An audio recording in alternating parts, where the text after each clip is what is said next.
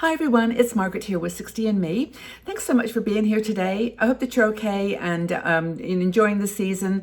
I'm going to do a video today which I hope inspires you to grapple some of these thoughts that you're probably having this time of the year about what's ahead, what's the goal for next year, for 2022, what's going to be your big goal there or your resolution. And based on my success with New Year's resolutions in the past, I'm really interested in looking at this idea of setting goals or one goal rather than a lot of other, sort of intentions. And Linda Ward, one of our bloggers, wrote this article, which actually helped me to get focused on this, because at the end of every year, like probably many of you, I sit down and I go through my list of things I want to do and, things that I want to achieve. And, they're always kind of like lose weight, do some travel, whatever. And I'm going to share with you actually in a second my vision board for this year, because it's actually relevant to the story that Linda tries to tell, that, we've all tried New Year's resolutions and looking back, we've all completely failed at it. And what is the end result of that is a sense of overwhelming failure. We failed. We haven't achieved our goals. We haven't been able to stick with our intentions. So it's not a good thing. It's just not helpful, because we know that I think as most resolutions are completely forgotten or broken by the middle of January. So let's try to keep it going with a more focused approach. So let's try a new way. We're going to try a way where we're going to be putting together a vision board, which is more holistic and may contain more than one thing, but how to take that list and make it actionable by choosing one really overriding goal that we're going to set for ourselves. And we need, of course, to start by defining it carefully. What is your goal? What is the thing that you really want to do by the end of the year? And as Linda puts it, and I think this is really useful, don't be so general, be very specific, because if you can be specific, you can actually then you can do a plan to achieve it. So don't say I want to eat healthy in 2022. I want to eat more food that is healthy and good for my body. Heaven knows we need to take care of ourselves. We need we've got all this the stress on our immune system and how to stay healthy and well. So we very well might make a resolution to I'm going to eat more healthy food in 2022. That's going to be my goal, or that's my intention. That's my plan. But what is your goal? What is your real goal? Is to actually do something to support that.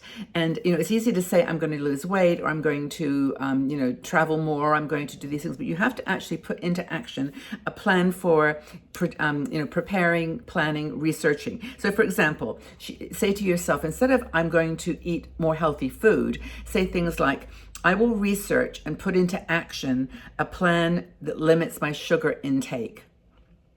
And there's actually a way that you can do this, not just to say it, but to actually visualize it as well. And I think that, I'll share that with you in a second. But the point here that Linda's making, which I think is a very good one, research actually shows, good old research, but they do tests and research on everything. But research has shown that people that have the ability or the desire to work on one goal at a time are the ones that achieve.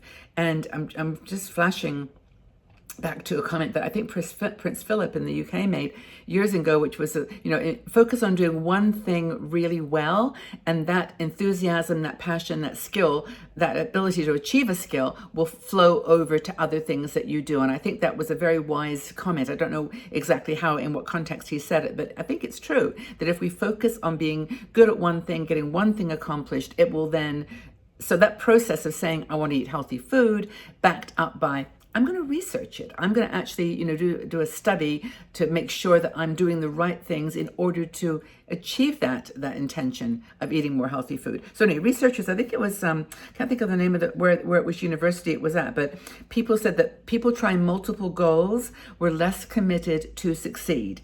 And if people chose one goal, I presume they did this throughout the year, and people that chose one goal, got it done, were then successful not only in that goal, but in other things as well. So visually create the picture. Let's talk about vision boards, because I actually really love doing visual kind of supports for my goals and for my lifestyle, what I plan to do. Now, I won't show you the pictures because they're all family pictures, but there they are. That's my vision board. And on this vision board, I'll just tell you what I've got on here. This is for this year. I've got a picture of me with my grandchildren. So I wanted to spend more time with my grandchildren. I've got several pictures of my grandchildren actually, and my family. I've got a picture of a house where I spent some time in the summer. I was considering living there in England and changed my mind, but it was there. It was on my vision board to do that. And at the time I did this vision board, it was the beginning of January, and I did not have any plans. Things just emerged throughout the year, which supported this vision board. And that's actually what Linda says, that when you do a vision board, which is a collection of pictures, a collage of images that kind of reflect what you want to see in your life at the end of the year. So it's usually like an annual thing, but you can do it for other projects too. But a vision board for your yearly goals, your dreams is really powerful. So what have I got here? I've got, what is that? I can't even make it out. I've got a mandala, which is actually for me kind of my spiritual focus, so it was to keep that going.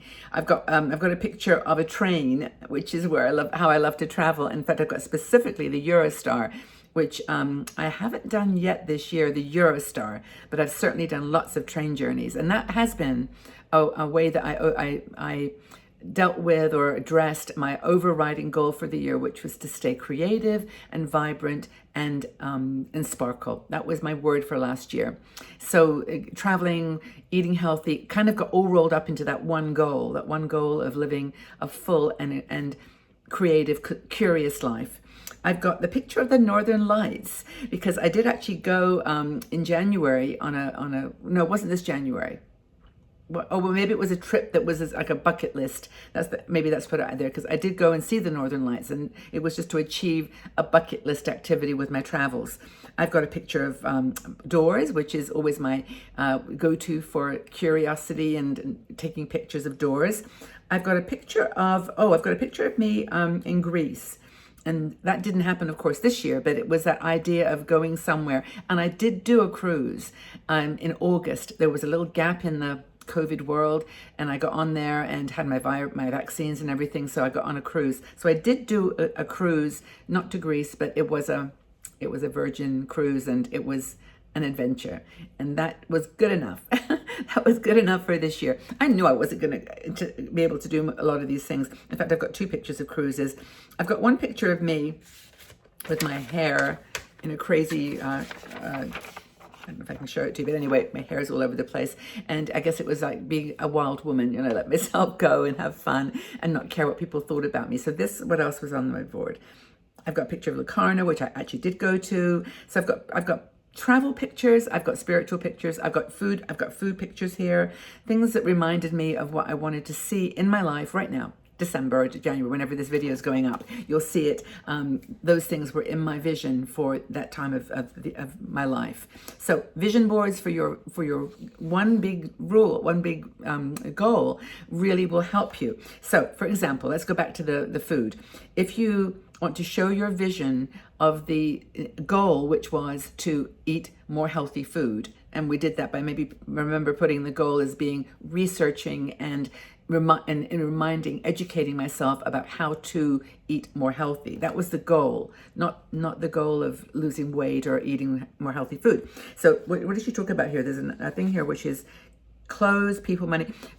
Take that vision board for your goal and put pictures of food that is healthy, good foods, good vegetables, good healthy food.